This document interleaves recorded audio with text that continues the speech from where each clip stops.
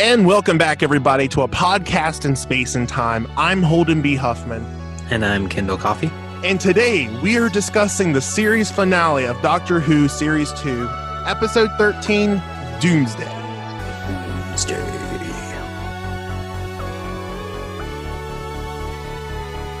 So, Kendal. So, Holden. What are your overall thoughts of this episode? Overall, I really like it. Right. I mean, I personally wouldn't say it's the best of the season, but it's still very good, which for this season is hard to say on any episode. It's very good. Yeah, I mean, it's a great finale. You got some great action, great tension.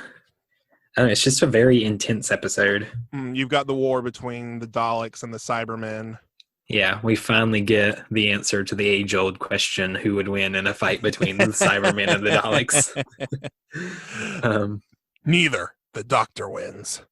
Yeah, but before the Doctor started doing his doctory thing, the Daleks were winning pretty handily. Yeah. And there were four of them, so, like... Yeah. We would destroy the Cybermen with one Dalek! I loved the, like, just the like roast between the Daleks and the Cybermen, just like trying to one up each other on the one-liners. You are only superior in one respect. You are better at dying. Daleks have no concept of elegance. This is obvious. So yeah, some very good lines there. Just a roasting match.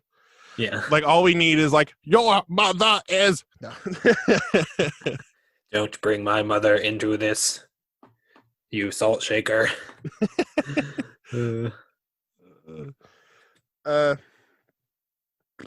Except for Dalek Sec, because he was black, so he'd be a pepper shaker.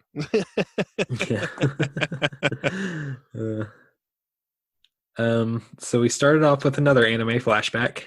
Which we actually had two in this episode. We got two anime flashbacks in this episode. It was like a proper,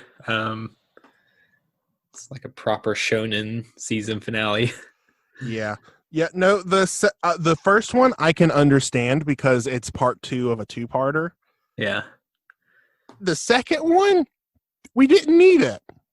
Yeah, it was Rose could have just finished her sentence without a flashback. And yeah, I mean, we would have known. We're not dumb. Yeah, like, we remember that happened, and the narration on its own was fine. It was enough. Yeah, no, without the narration, without the flashback, it would have been perfect. Yeah. Ugh. But whatever, like, it's minor. True. Also, death by plunger. Oh my gosh, the plunger scene. Like, okay. Ooh. That is one thing I appreciate about Chris Chibnall's redesign of Dalek. He got rid of the plunger. Yeah, it had like a claw instead. Right. Which practically makes more sense. Yeah. Although, I don't know. I think it's kind of funny the way they try to justify the plunger throughout the show. Like, they do different things with it, and it's always kind of... It is, but... It's always kind of silly. The claw is more menacing. The claw is definitely more menacing, but I kind of enjoy the campiness of, like, how the plunger is used in episodes like this. Mm-hmm. Oh, another roast I had marked down. This is not war. This is pest control. Yeah. Murray Goldman.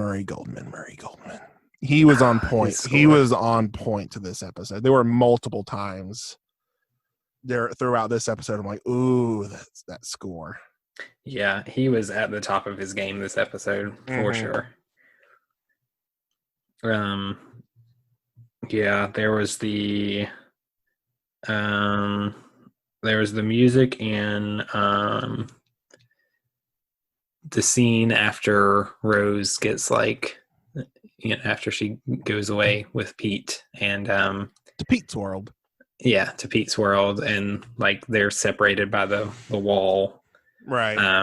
And just, like, Oof, the score in that moment was so good. Yeah, there was another one. I can't. It was very early on in the episode. I can't remember where exactly, but it was also on point. I know there was a very good bit when the Daleks and the Cyberman when they're in the room with the like little Dalek prison and the Cybermen burst in and like start fighting the Daleks. Oh, that was a really good. Yeah, there's a really good bit there. Yeah. My gosh, the Daleks' reactions to finding out that was the Doctor. Yeah, they just kind of take a step back. Yeah, they're like, I thought that was really good. They're like, oh shit, we're in trouble. Yeah, like they're unfazed by the Cyberman, but one Doctor. Yeah, one Doctor is enough to make a Dalek shudder. Yep. Oh, we got Pete Tyler back. Yeah. I love Pete. A more like hardcore Pete Tyler this time around as well. Yeah, for real. Like he's been through it. Right. Very interesting concept with the cult of Skaro, of just a group of Daleks that are specifically there to imagine a thing the Daleks would not at all be for. Yeah. To think of new ways to take over the universe and destroy it and exterminate it and everything. Yeah, it's interesting to the ways in which the Daleks are like willing to kind of break their own ideals in order to like kind of win at any cost. Yeah, it reminds me of politics in a way. Yeah, there's like, and there's definitely an irony to it, but yeah, we see that a lot in politics of I could get further into it, but I'm not going to. Yeah, let's not do that. That's probably a conversation for a different show. Yeah, for real. I thought it was really funny that the Doctor immediately remembered Jake's name, but like for the whole first season, he couldn't remember Mickey's. Right. And he knew Jake for like an hour. That's true. And like when Jake showed up, I was like, oh, I remember that. I'm glad the Doctor remembered his name because I definitely did not. I was like, oh, it's that guy. Oh, what's his name? Right. So I guess there was a short human alliance with the Cybermen to just kind of take care of the Daleks. Yeah. Yeah, we had like a little scene with the Doctor with his little paper flag, and they made a like very short-lived alliance, as any alliance with the Cybermen would be. Right. Yeah, no, for real. Man, props to the Doctor for finally being supportive of Mickey. For real.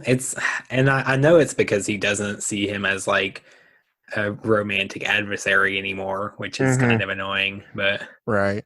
It's like it took Mickey literally being stuck in an alternate universe where he can't be a challenge for you and Rose anymore for you to like finally respect him. Yeah, for real. And that just completely plays back into our dislikement of how Rose is and how she treats people. Yeah, but also, I mean, it also bleeds into the Doctor as well, because like, yeah. I mean, the Doctor also did not really treat Mickey very well. Mickey just doesn't really get treated well by anybody. Mickey deserves better. Oh, and he gets better. He gets someone better in the future. Yeah. Spoilers. I just want nice things for Mickey, you know? Yeah. Oh gosh, yeah. Yeah. I also want nice things for Jackie Tyler, and Jackie Tyler got nice things in this episode. Yay! Which I was so happy for her. I was so happy for both her and Pete. Pete and Jackie's reunion scene was so good. It was. There was another good bit of score there as well. Yeah, there was.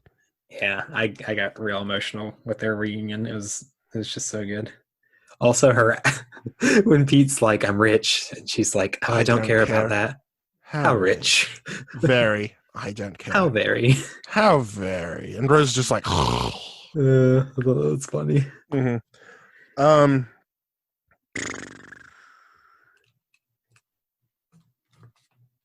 on, adding something to my notes. Bad Wolf Bay. Yeah, I thought that was a funny reference. Especially since it also kind of confirms that the Bad Wolf thing like bled into the alternate universe as well, which is interesting. Right. Or the not alternate, but the parallel universe. Right. Well, remember, the Doctor mentioned in the few episodes ago with the when they got trapped in the parallel universe, the Time Lords used to be able to hop through willy-nilly before the Time War and everything. Yeah. So I guess you could argue that because of that, the time vortex the heart of the TARDIS and everything was able to bleed through into it. Yeah, which also just like demonstrates just how powerful the TARDIS is. Yeah, for real. Which is something we don't think about a lot. I mean, we usually think about it as like, it's a time machine. It hops through time and space, but it's an incredibly powerful machine. Rose is going to have a sibling. Yeah. A little, well, they didn't say if it was a boy or girl, but yeah, a little sibling. Yeah, no, we have a lot to say about Rose's send-off, which I think we should get into here in just a minute. I want to finish all my other notes before we really get into that. Yeah, we'll talk about that at the end because we've got stuff to say. Like, I think we're going to have some of that for the non-spoiler section, and then I think I have some more stuff to say on that in the spoiler section, so we'll do that in two parts. Yeah.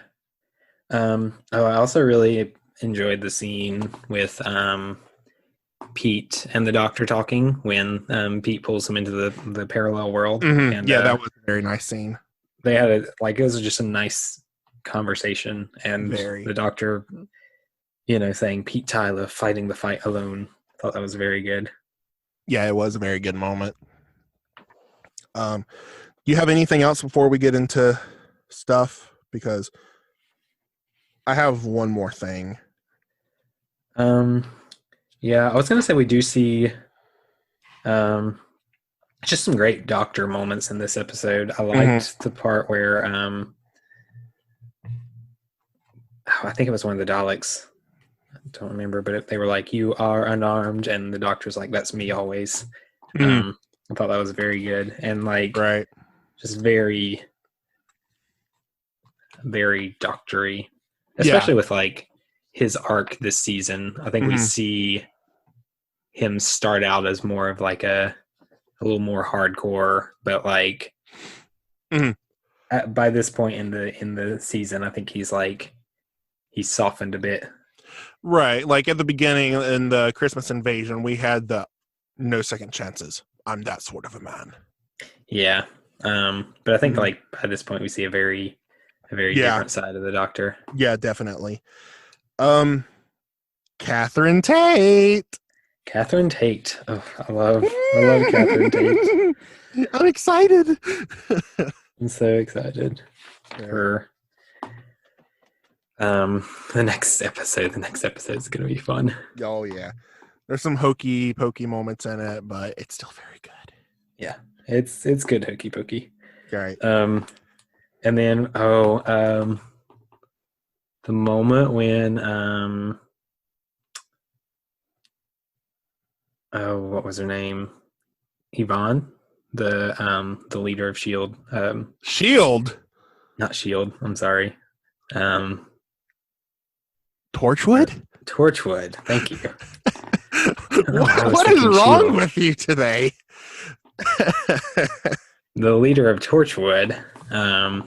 When she like blocks the stairwell and she's yeah, that was a very good moment. Yeah, but I was also just thinking of the moment from Lord of the Rings with Gandalf, you shall not pass. Because she said something very similar. Right.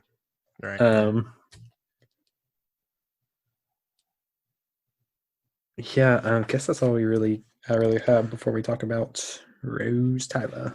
Rose Tyler. Rose Tyler. Okay, here's my problem with Rose Tyler in this Let's get into it. aspect. Well, first off, let's just mention a nice send-off. A very nice send-off. Just a very nice send-off, and just that it was very emotional. I didn't tear up or anything, but it was still very. I had the feely feels. Yeah, I mean, as much as I have mixed feelings about Rose as a character, like I don't know, like you had. I mean, you had the music and like the wind on the beach and the beautiful scenery, and like David and Billy are both fantastic actors. So like, right. Of course they brought it, and of course it was a very sad moment. And like, in some ways, I am genuinely sad to see Rose go, because like she had some great character moments. Right. But in other respects, we are also very happy she's gone. Yeah, like I just there are other companions that I like better that I'm excited to see. So I'm ready to move on from Rose Tyler as well. Right. Unfortunately, the Doctor's not. Yeah, the Doctor is not. Goodness. Okay, my problem with this ending with Rose Tyler is, well, first off, like I said, I enjoy it. I think it's perfect. Here's my problem, and it's not with the show, it's with the fan base. I've mentioned before that I started watching Doctor Who starting at series 5. So I knew nothing at this, started watching it and everything. And then when I later went back to start watching it from the beginning, people told me, oh man, Rose's death. They said they used the word death. Yeah. Is so emotional. It's heartbreaking and heart-wrenching, just that she's dead and everything. I'm like, oh no, this must be the worst death in TV or cinema history. Right. I get to it, and I'm like, what the heck? This was a very nice send-off. She is with her father, with her mother, with Mickey, and what's this? She's going to have a sibling on the way? Yeah. What the heck? Why did people use the word death of like she's dead now? I'm like, oh, okay. She dies. And even the show tries to make you think that she's going to die, but she super doesn't. Right. No, just that's my biggest problem with the fan base, is that they led me to believe that she's going to actually be dead. And no, she's not. And so like everyone always says this is the most depressing ending for a Doctor Who companion. No, it's not. It's one of the nicest ones. Yeah, no spoilers yet, but we will see much worse endings for companions later. Like, all things considered, Rose is like, I mean, she's separated from the Doctor, but like she's got a nice thing going. And I have more to say. I have more to add on that when we get to the spoiler section. Yeah. But she's working with Torchwood, who I assume is maybe not as bad in the alternate universe, but she's fighting the good fight. She's got her family. Like, I don't know, like there is sadness to it, but I definitely wouldn't. Overall, I would call it kind of bittersweet rather than saying it's like super sad. Right. Yeah. No, and it's not a problem with the show. It's a problem with the fan base and how they represented it. Yeah. And currently still do represent it. Right. And again, like I don't blame any fan for feeling emotional about this moment, but right. No. I definitely don't think it's like, it's not even like one of the worst companion send-offs in the show. And not at all. No. Yeah. Well, let's go ahead and dive into the spoiler territory, unless you have something else to say. Nope, that's all I've got. All right, because I really want to get into the more spoiler-y stuff with this ending. So let's dive on in. Spoiler warning. I can't believe Rose dies in this episode. Yeah! I get to say it. Yeah, no, I'm just going to dive right into it. And the fact that people still say it is the worst ending for Rose, and the people that have seen all the way up through series 4, really makes me angry. She gets her doctor again. If anything, people should be saying, I feel so sorry for the doctor. But no, they say, I feel so sorry for Rose. Yeah, like, of the two of them, the doctor gets the worst deal overall. Mm-hmm. Like, I mean, we have the Metacrisis doctor who ends up with Rose, and right. They get to live happily ever after, while the regular doctor just like has to move on with his life. Right. Yeah. No, that's it. Just drives me insane that people say that. It's like, yeah. Like, in some way, I get it. Like, I get that. Like, again, this was a sad episode ending, but I don't think it was as sad as it's made up to be. Like, you got this, and then you have the episodes that are the most sad. Of like, Amy and Rory's departure was very depressing. Yeah. Like, even though they get to live on and everything, but I don't know. It's just, it feels more depressing to me personally. Yeah. Or, Donna Noble's departure. Donna is absolutely the worst. Donna's the most heartbreaking to me. Mm-hmm. The second most heartbreaking for me would probably be Bill Potts. Yeah, hers is pretty sad. Mm-hmm. But she does get to live on in the end with what's her face, the puddle. Yeah, with her puddle girlfriend. Right. Like, that's very sweet and everything. Yeah, and like in a way she gets a nice ending. Same with Clara. It's like, sure, the doctor forgets her and everything, but she actually does die, okay? But there's a small space in between where she gets to go do whatever she wants, and you could say for the rest of eternity. Like, she literally can do anything and then just go back into the right same moment. Right, yeah. So she gets to, like, regardless of her death, she'll still get to live a good life in between. Right. Which is the best any of us can hope for. Right. That was a very nice thing you said. Ooh. That's life. Yeah. I've got a couple more spoiler notes. Okay. Do you, before I get into them, or? Not really. No. Okay. One of them is just a little throwaway thing. Jack Harkness is just sitting around like, oh, I can't do anything. Yeah, what's Jack doing during all this? Because we know he's there. Yeah. He's just like, well, I can't interfere. I'm just going to sit down and watch some telly.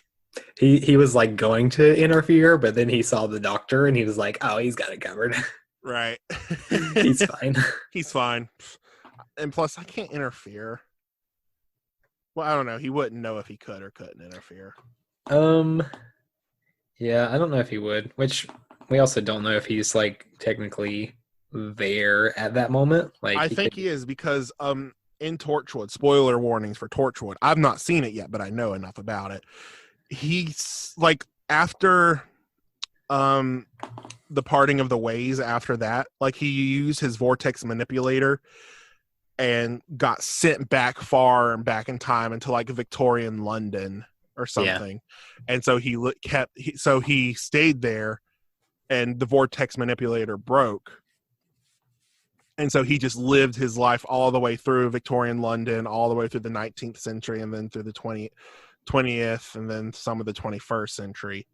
So he was there. Yeah, I mean, like, there in terms of physically in that location at that moment. Like, he could have been somewhere else also dealing with Daleks and Cybermen, but we just don't see it. That is fair.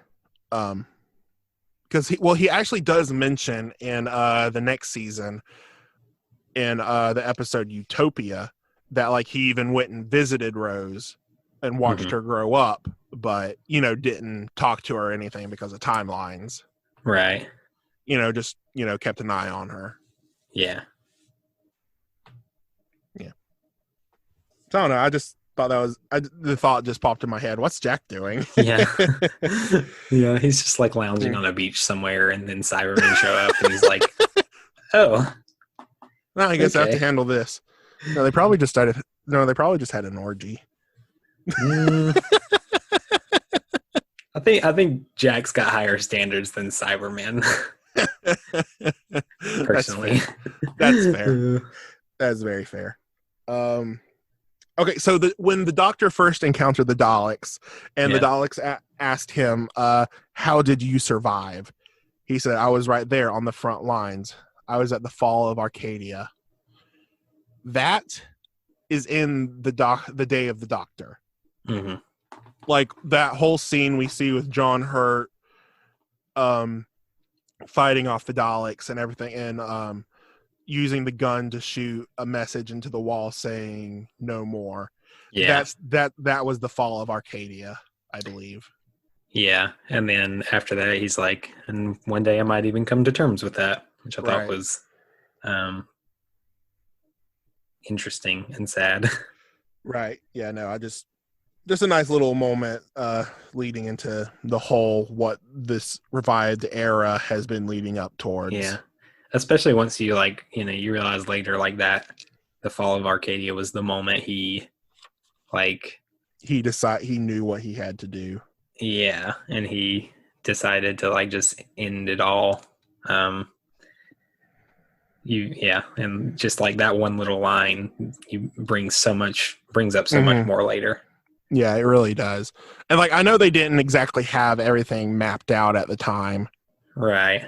But still, they knew, they had a rough idea of what was going to happen. Yeah, I think probably at least.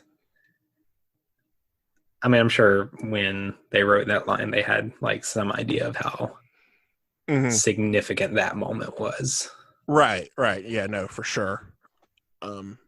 Well, that's everything I have. What about you? That is all I've got. Okay, this episode is going to be roughly a little under half an hour, but honestly, I don't mind it. I don't mind these episodes being short. Yeah, I'm fine with slightly shorter episodes. It just means we didn't get on so many tangents. Yeah, no, we've been doing really good not to get on so many tangents lately. Yeah, I think we've been better about that. I think it was because of the bad episodes. Yeah, honestly, yeah. Because we're just let's just get this over with and be done with it. We just wanted to power through to the good ones. Right. And now we're here. We're at the part where we have the good ones, because next time, well, not next time, because we're actually going to be going into our series rank, our episode ranking of this season. Yeah, that'll be our next episode. And then after that, we will do The Runaway Bride. The Runaway Bride. And then after that, we have Smith and Jones. And then after that, we have Let's just list all the episodes. And then after that, we have Gridlocked.